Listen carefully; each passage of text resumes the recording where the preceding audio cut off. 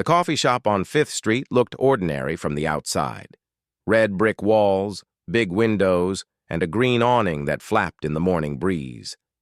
Inside, the smell of fresh coffee mixed with the sound of quiet conversations and laptop keyboards clicking. Most customers were office workers grabbing their morning caffeine fix before heading to work. Sarah Martinez sat in the corner booth, her fingers wrapped around a white ceramic mug. Steam rose from her black coffee as she watched the street through the window. To everyone around her, she looked like any other young woman starting her day. Her brown hair was pulled back in a simple ponytail, and she wore jeans and a plain blue sweater. Nothing about her suggested she had spent the last 8 years as one of Delta Force's most skilled marksmen. The retirement had been her choice. After countless missions in places most people couldn't pronounce, Sarah wanted something normal. She had saved enough money to buy a small apartment and live quietly. The military had given her a new identity, complete documentation, and a promise that her past would stay buried. For 6 months, this coffee shop had been her morning routine.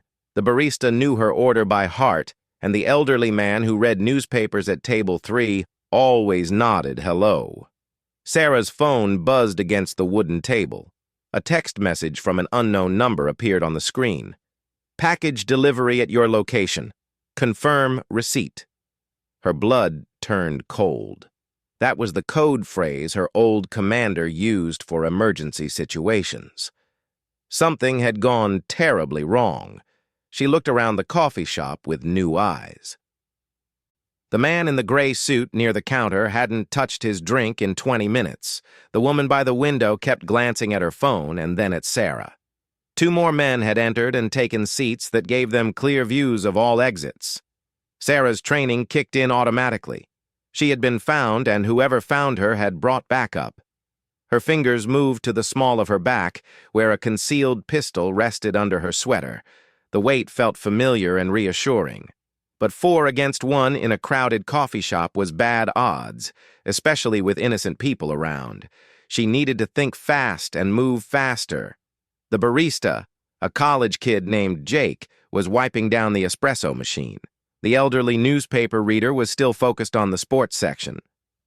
A mother with 2 young children sat near the door, helping her daughter with a coloring book. None of them had any idea that death had just walked into their quiet morning routine. Sarah stood up slowly, leaving money on the table. She walked toward the bathroom in the back, moving naturally but keeping her peripheral vision active. The man in the gray suit shifted in his seat, speaking quietly into a wireless earpiece. The woman by the window stood up and started following Sarah's path. The bathroom was small, with 1 sink and a narrow window that looked out onto the alley behind the building. Sarah locked the door and pulled out her phone. She typed a quick message to her old commander. Compromised. Civilians present. Need extraction route. The response came back immediately. 20 minutes. Keep them busy. 20 minutes was a lifetime in a tactical situation. Sarah looked at herself in the bathroom mirror. The quiet woman who had been buying coffee and reading books for 6 months was gone. The soldier was back, whether she wanted it or not. She heard footsteps outside the bathroom door. Someone tried the handle, found it locked, and knocked politely. "Excuse me, miss? Are you okay in there?" The voice was female, probably the woman from the window seat. "Just a minute," Sarah called back, making her voice sound casual. She was already moving, opening the window and checking the alley. It was empty except for a delivery truck and some garbage bins. The drop was about 8 feet to the ground, manageable but noisy.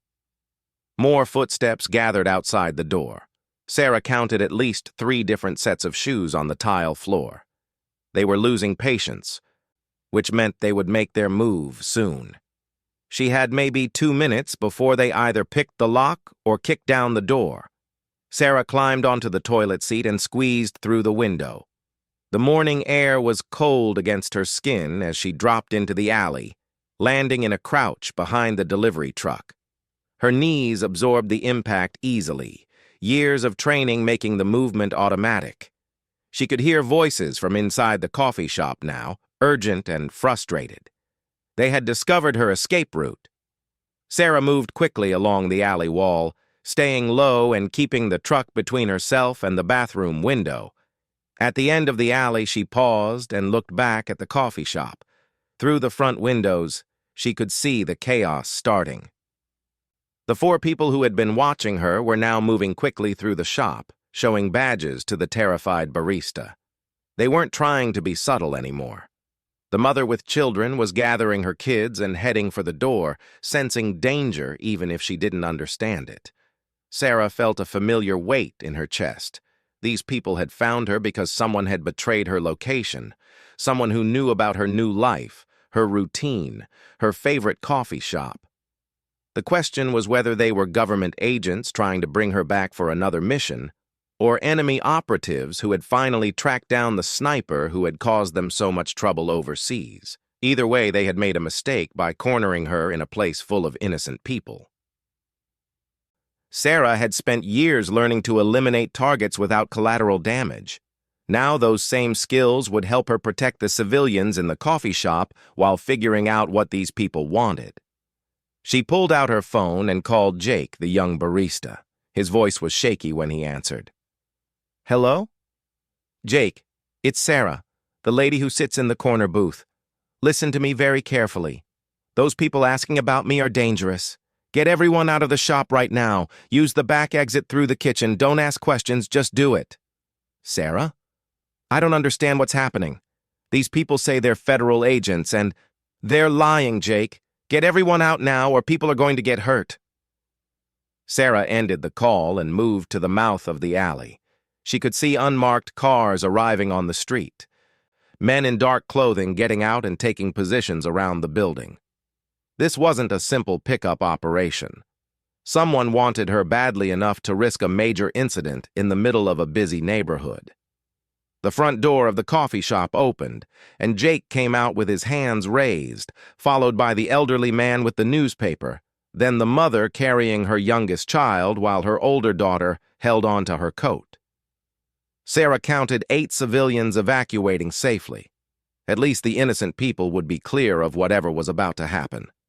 One of the men in dark clothing grabbed Jake's arm and started asking him questions. Sarah was too far away to hear the words, but she could see the young man shaking his head and pointing toward the alley. He was trying to help her, even though he was terrified. Sarah's phone buzzed with another text message. "Extraction delayed. Hold position. Do not engage unless necessary." She almost laughed at the irony. Hold position? She was outnumbered at least 6-1, surrounded in an urban environment with no backup and limited ammunition. Holding position wasn't really an option anymore. The tactical situation was clear. Someone had tracked her down and brought enough firepower to handle a trained Delta Force operative. They knew her skills and had planned accordingly, but they had also underestimated her motivation to protect innocent people and her familiarity with the neighborhood she had been living in for 6 months. Sarah had walked these streets every day, learning every entrance, exit, and hiding spot within a 4-block radius. She knew which buildings had roof access, which alleys connected to other streets, and which shop owners might help a woman in trouble. Home field advantage was about to become very important.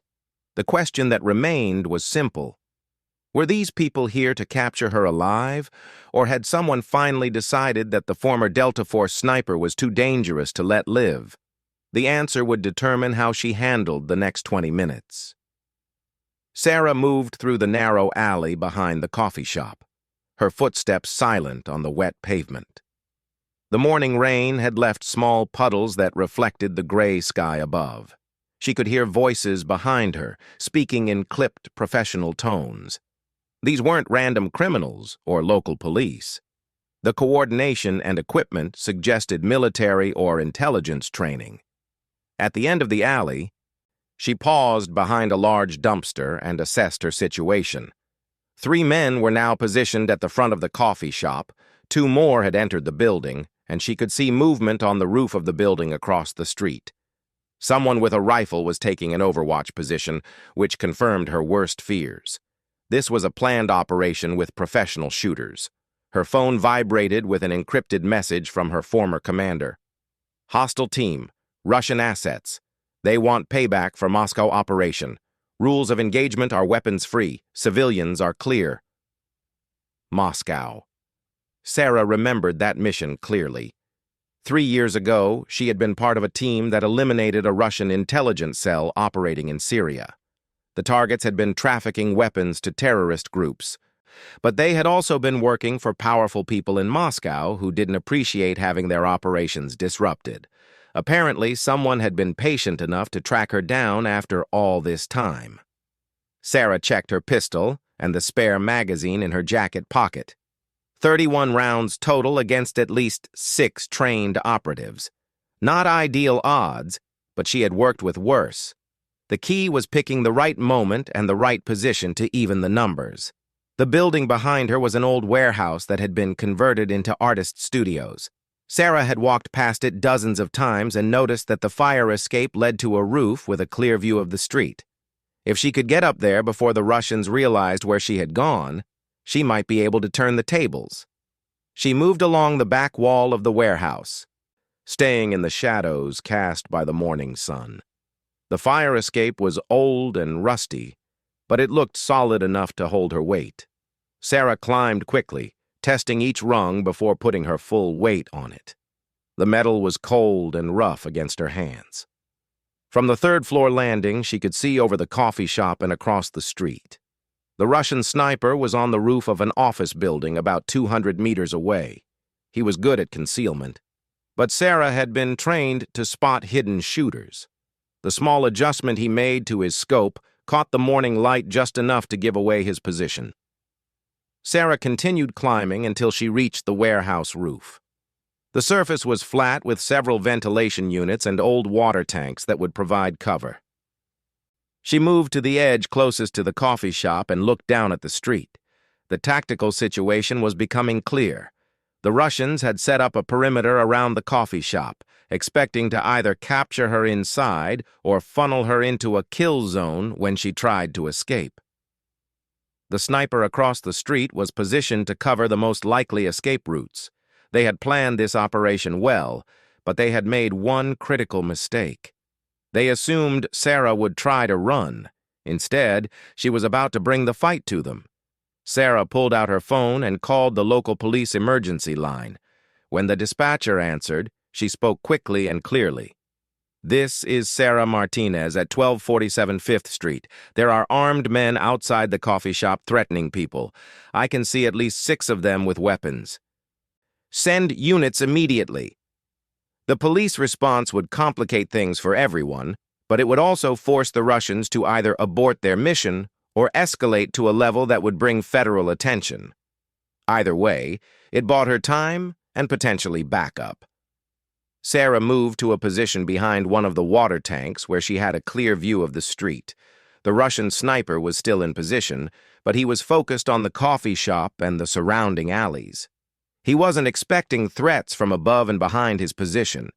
The distance was about 250 meters, well within her effective range even with a pistol.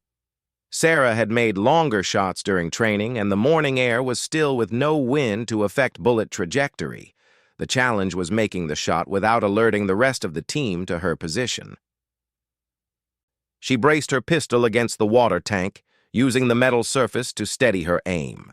The Russian sniper's head was visible in profile as he scanned the street through his scope. Sarah controlled her breathing, letting half the air out of her lungs and holding steady. Her finger found the trigger and applied gradual pressure. The shot was clean and quiet, the sound muffled by the distance and urban background noise. The Russian sniper slumped forward over his rifle, eliminated without ever knowing where the threat had come from. 1 down, at least 5 to go. Sarah immediately moved to a different position on the roof. Return fire would come quickly once the other operatives realized their overwatch was down. She had maybe 30 seconds before they started looking for elevated shooting positions. Her phone buzzed with a text message from an unknown number. Nice shot. Now surrender or we start killing civilians. Sarah's blood went cold. She looked down at the street and saw two of the Russians dragging Jake, the young barista, out of a car. They had gone back and grabbed him from wherever the police had taken the evacuated civilians. The boy looked terrified, his hands zip-tied behind his back. Another message appeared on her phone. You have 2 minutes to show yourself, or the boy dies. Then we find the old man with the newspaper.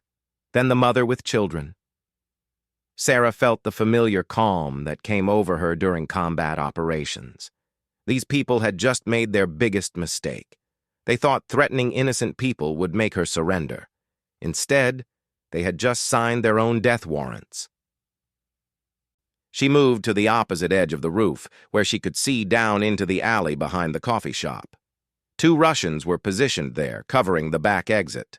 They were good, staying in cover and watching multiple angles, but they were also predictable. Military training created habits, and Sarah knew those habits. The first operative was crouched behind a car, using the engine block for protection while scanning the alley. The second was standing in a doorway about 20 meters away, covering his partner's blind spot. Standard 2-man team tactics, by the book. Sarah took aim at the man in the doorway first. He was the mobile element, more likely to change position and create problems. The shot took him center mass, dropping him instantly. His partner turned toward the sound, exposing his position. The second shot caught the remaining operative as he tried to move to better cover. Sarah's training had taught her to aim for center mass on moving targets, and years of practice made the shots automatic.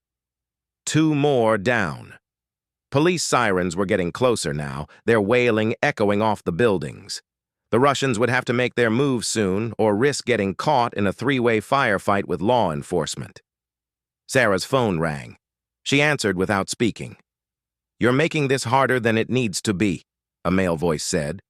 Russian accent, calm and professional. We only want you. Let us finish this quickly, and the boy lives. You made a mistake taking hostages, Sarah replied. Now this ends badly for all of you. You cannot win this. We have superior numbers and position. I've already killed 3 of your men, your sniper, and your 2-man team in the alley. That leaves 3 of you plus whoever's holding the kid. Want to recalculate those odds? There was a pause on the line. Sarah could hear rapid conversation in Russian in the background. They were realizing that their carefully planned operation was falling apart. You have 1 chance, Sarah continued. Let the boy go and walk away. I won't pursue. But if you hurt him, I will hunt down every single one of you, along with whoever sent you. You are bluffing. You are outnumbered and trapped. Sarah ended the call and moved to another position on the roof. Through a gap between buildings, she could see the street where they were holding Jake. The young man was on his knees next to a black sedan, with 1 Russian standing over him and 2 more taking cover behind other vehicles. The range was longer from this angle, nearly 300 meters, and she would be shooting at a downward angle through a narrow gap between buildings. It was a difficult shot even for a trained marksman, but Sarah had made harder ones during her military career. The challenge was taking out the guard without hitting Jake. The Russian was standing directly behind the kneeling hostage, using him as a human shield. Sarah needed a clean angle or a way to move the guard away from the boy. She pulled out her phone and called Jake's number directly. She had gotten it months ago when he had helped her carry groceries to her car during a rainstorm. The phone in his pocket started ringing, and the Russian guard reached down to silence it. That moment of distraction was all Sarah needed. As the guard bent forward to grab the phone, his head moved clear of Jake's position. Sarah's shot was perfect, dropping the Russian instantly. The other 2 operatives immediately opened fire on Sarah's position, their bullets sparking off the water tank and ventilation units around her. But they were shooting blind, trying to suppress a target they couldn't clearly see. Sarah was already moving to her final shooting position. Police cars were turning onto 5th Street now, their sirens growing louder. The remaining Russians had maybe 60 seconds before law enforcement arrived in force. Sarah intended to finish this before the police got involved and potentially got hurt. From her new position, she could see both remaining operatives. They were moving toward Jake, probably planning to use him as a shield while they escaped. Sarah had 2 shots to save the boy and end this fight. The first Russian was 20 meters from Jake when Sarah's bullet found him. The second realized he was exposed and tried to run for better cover, but Sarah's final shot caught him before he could reach safety. Jake sat frozen in the street, his hands still zip-tied behind his back, but otherwise unharmed. Police cars were surrounding the area now, officers taking cover behind their vehicles as they assessed the scene. Sarah's phone buzzed with a final message from her commander. "Extraction team inbound. Roof of your building, 2 minutes." She could hear the helicopter approaching from the east, flying low between the buildings. The police would be confused for a while, trying to sort out what had happened and why there were dead Russians in the street. By the time they put the pieces together, Sarah would be gone. As she waited for the helicopter, Sarah looked down at the coffee shop where she had spent so many quiet mornings. That life was over now. Someone had found her once, which meant others would try again. The peaceful retirement she had wanted was no longer possible. But Jake was alive, and the other civilians were safe. The Russian team that had come for revenge was eliminated. Sarah had done what she was trained to do, what she was best at doing. The helicopter touched down on the warehouse roof, and Sarah climbed aboard without looking back. The helicopter lifted off from the warehouse roof just as police units surrounded the building below. Sarah watched through the small window as 5th Street became a crime scene, marked by yellow tape and emergency vehicles. The coffee shop where she had spent 6 peaceful months looked small and distant now, like a photograph from someone else's life. Colonel Marcus Webb sat across from her in the helicopter, his weathered face grim under the flight headset. Sarah hadn't seen her former commanding officer since her retirement ceremony, but he looked like he had aged years in the past few months. The lines around his eyes were deeper, and his gray hair had more white in it than she remembered.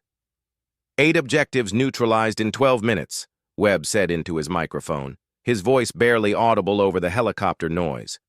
"Clean shots, no civilian casualties, hostile team eliminated. That's why we need you back, Martinez." Sarah pulled off her headset and looked away from the window. The adrenaline from the firefight was wearing off, leaving her feeling exhausted and empty. "I told you when I left, Marcus. I was done. I wanted a normal life." "Normal life is a luxury we can't afford right now," Webb replied. "The Russians aren't the only ones looking for you. 3 different intelligence services have been asking questions about the Delta Force sniper who disappeared after the Syria operation. Everyone wants to either recruit you or eliminate you." The helicopter banked east, heading toward what Sarah assumed was a military airfield outside the city. Through the window, she could see the downtown skyline growing smaller. Each mile they flew was taking her further away from the quiet life she had tried to build. "What about Jake and the other civilians?" Sarah asked. "The police are going to want answers about what happened." Webb handed her a tablet with news headlines already updating in real time. "Gang violence, according to the official report. Russian organized crime settling scores. The barista and other witnesses will be relocated with new identities if necessary. Their safety is guaranteed." Sarah scrolled through the news articles. The story was already being shaped by people with more influence than local police reporters. By evening, the shootout on 5th Street would be explained as drug dealers eliminating competition. No mention of Delta Force snipers or international assassination teams. "You can't keep running from this, Sarah," Webb continued. "The world has changed since you retired. The old rules about keeping operations secret and maintaining plausible deniability are breaking down. Bad actors are going public, using social media and leaked intelligence to identify our people." The helicopter began descending toward a small airfield surrounded by empty farmland. Sarah could see a military transport plane waiting on the tarmac, its engines already running. Whatever Webb had planned for her next was going to involve traveling much further than she wanted to go. "I never asked for any of this," Sarah said, watching the ground come up toward them. "I did my job, completed my missions, and earned my retirement. Why can't you people just let me disappear?" "Because you're too good at what you do," Webb answered. "In 12 minutes this morning, you eliminated an entire Russian wet work team that had been planning this operation for months. You saved civilian lives, protected national security interests, and demonstrated exactly why Delta Force invested so much time and money in training you." The helicopter touched down with a gentle bump. Through the window, Sarah could see soldiers waiting beside the transport plane, along with several people in civilian clothes who looked like intelligence analysts. This wasn't just an extraction. It was the beginning of something much bigger. Webb unbuckled his harness and leaned forward. "There's a situation developing in Eastern Europe. 3 of our deep cover operatives have gone missing in the past month. The last communication suggested they were compromised by someone with access to classified Delta Force personnel files." Sarah felt a chill that had nothing to do with the helicopter's air conditioning.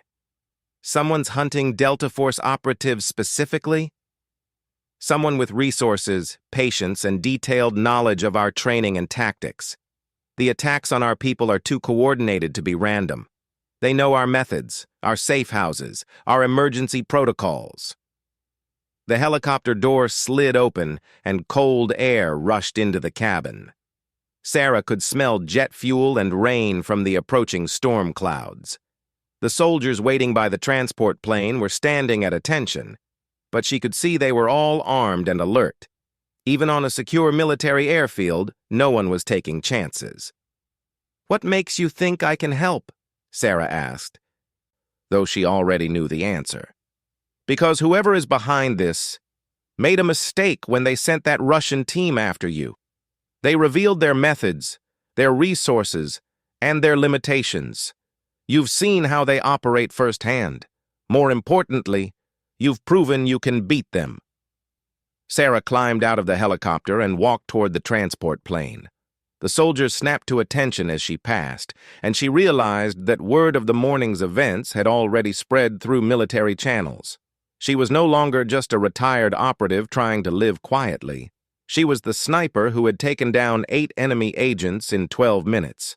Inside the transport plane, several analysts were waiting with laptops and briefing materials.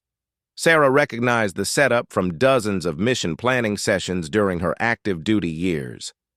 Maps, photographs, intelligence reports, and satellite imagery covered every available surface. A young woman in a Navy suit stood up as Sarah entered. "Ma'am, I'm Agent Collins from the Defense Intelligence Agency. We've been tracking the organization responsible for this morning's attack for the past 18 months. Sarah took a seat and looked at the briefing materials spread across the table. Photographs of dead operatives, surveillance images from various European cities, and communication intercepts in multiple languages. The scope of the operation was much larger than she had imagined. "They call themselves the Accountability Project," Collins continued. "Their stated goal is identifying and eliminating Western intelligence operatives who have caused damage to Russian interests over the past decade. They've been very successful." The photographs showed crime scenes from London, Berlin, Prague, and Istanbul.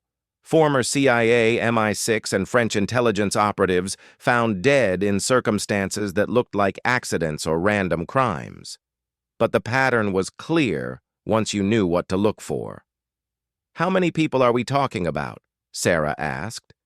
14 confirmed kills in the past 2 years, including the 3 missing Delta Force operatives. The Accountability Project has access to intelligence that should be impossible for a non-state actor to obtain. Someone is feeding them classified information. Webb sat down across from Sarah and opened a red folder marked with security classifications she hadn't seen since her most sensitive missions. "We believe the leak is coming from someone inside the Pentagon. Someone with access to personnel files, mission reports, and current location data for retired operatives. Sarah looked at the photographs again, studying the faces of dead colleagues she had worked with over the years. People who had served their country, completed dangerous missions, and tried to build lives after their military service. Now they were all dead because someone had sold their information to the highest bidder. "What's the mission?" Sarah asked, though part of her already knew the answer. "Find the leak, identify the leadership of the Accountability Project, and eliminate the threat permanently," Webb replied. "The kind of job you were trained for, the kind you're uniquely qualified to complete." Agent Collins pulled out a tablet and showed Sarah a series of surveillance photos from various European locations. "We have one lead, a courier who has been spotted at 3 different assassination sites. He's careful, professional, and very good at staying hidden. But he made one mistake." The photograph showed a man in his 40s walking through what looked like a busy market. Average height, brown hair, wearing clothes that wouldn't attract attention in most European cities. But there was something about his posture and the way he moved that suggested military training. "He bought coffee at the same chain in 3 different cities, always paying with cash but using a loyalty card," Collins explained. "The card was registered with false information, but it gave us his movement pattern. We know where he's going to be next week." Sarah studied the photograph carefully. The man looked familiar, but she couldn't place where she might have seen him before. "Where?" "Vienna. There's an arms dealer conference happening at the Grand Hotel, a perfect hunting ground for someone looking to identify and target Western intelligence assets." Webb leaned forward. "The plan is simple. You go in as private security for one of the American attendees. The courier will be there, probably setting up his next target. You identify him, follow him back to his handlers, and we roll up the entire network." "And if he spots me first?" "Then you do what you did this morning," Webb replied. "Eliminate the threat and protect innocent lives." Sarah looked around the transport plane at all the people who were waiting for her decision. Analysts with computers full of intelligence reports, military personnel ready to support whatever mission she chose to accept, and photographs of dead colleagues who would never get the chance to choose anything again. Outside the small windows, she could see the sun breaking through the storm clouds. Somewhere below, Jake was probably being questioned by police about the worst morning of his life. The elderly man with the newspaper was probably wondering why his quiet coffee shop had become a war zone. The mother with 2 children was probably trying to explain to her daughter why their normal routine had suddenly become dangerous. Sarah had wanted a normal life, but normal was a luxury that came with responsibilities. The people who had trained her, equipped her, and taught her to be the best sniper in Delta Force had done so because the world needed people capable of stopping threats that others couldn't handle. The Russian team this morning had been just the beginning. Somewhere in Europe, the Accountability Project was planning more assassinations, targeting more retired operatives who thought they were safe. Someone was making money by selling the locations and identities of people who had served their country. "When do we leave for Vienna?" Sarah asked. Webb smiled for the first time since she had seen him. "Wheels up in 2 hours. Welcome back to Delta Force, Martinez." The transport plane's engines increased in pitch as they prepared for takeoff. Sarah buckled her harness and looked out the window one more time at the farmland below. Her retirement was officially over. But for the first time in months, she felt like she was exactly where she belonged. The Accountability Project had made their biggest mistake when they sent that Russian team to a quiet coffee shop on 5th Street. They had awakened something they weren't prepared to face. Sarah Martinez was no longer a retired operative trying to live a peaceful life. She was a weapon, and she was pointed directly at them.